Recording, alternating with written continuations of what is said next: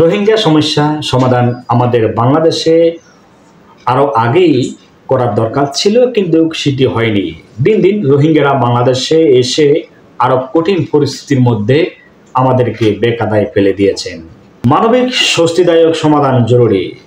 রোহিঙ্গা সংকট শুধু মিয়ানমারের রাজনৈতিক সংস্কারের উপর ছেড়ে দিলে চলবে না, এমন মন্তব্য করেছেন বাংলাদেশে অন্তর্বর্তী সরকার প্রধান উপদেষ্টা ও নোবেলজয়ী অর্থনীতিবিদ ডক্টর মোহাম্মদ ইউনূস।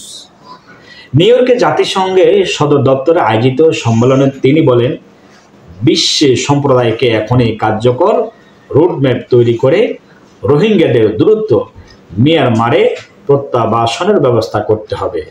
জাতিসংঘের এই সম্মেলনে ৬৩ জন বক্তা বক্তব্য রাখেন, যার মধ্যে ছিলেন জাতিসংঘের মানবাধিকার বিষয়ক হাই কমিশনার বুলকার তুর্ক ও শরণার্থী বিষয়ক হাই কমিশনার পিলোপ্পো গ্রান্ডি।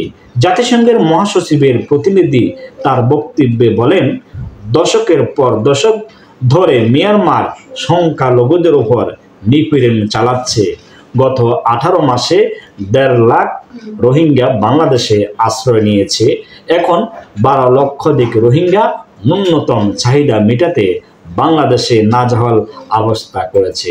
এই অবস্থায় বাংলাদেশের জন্য মারাত্মক ক্ষতি হবে বিশেষজ্ঞরা মনে করেছেন। তবে এখনই সময় বাংলাদেশ থেকে রোহিঙ্গাদের তাদের দেশে অবশ্যই পাঠানোর ব্যবস্থা করতে হবে।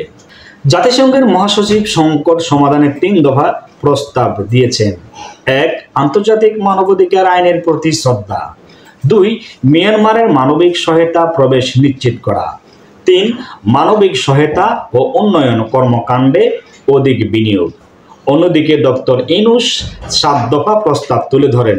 এর মধ্যে রোহিঙ্গাদের নিরাপদ প্রত্যাবাসনের রোডম্যাপ তৈরি, আরাকান আর্মির উপর চাপ সৃষ্টি, রাখাইন স্থিতিশীলতা ফেরাতে পদক্ষেপ, দাতাদের প্রতিশ্রুতি অর্থ বাস্তবায়ন, মাদক অর্থনীতি ধ্বংস ও আন্তঃসীমান্ত অপরাধ দমন উল্লেখযোগ্য।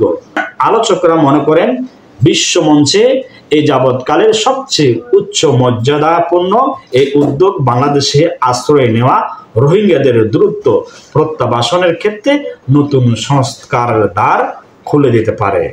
মানবিক দৃষ্টিকোণ থেকে নিরাপদ প্রত্যাবাসনেই রোহিঙ্গাদের সমস্যা টেকসই স্বস্তিদায়ক সমাধান হবে সবাই মনে করেছেন। ভালো থাকবেন, ভালো রাখবেন। আল্লাহ হাফেজ।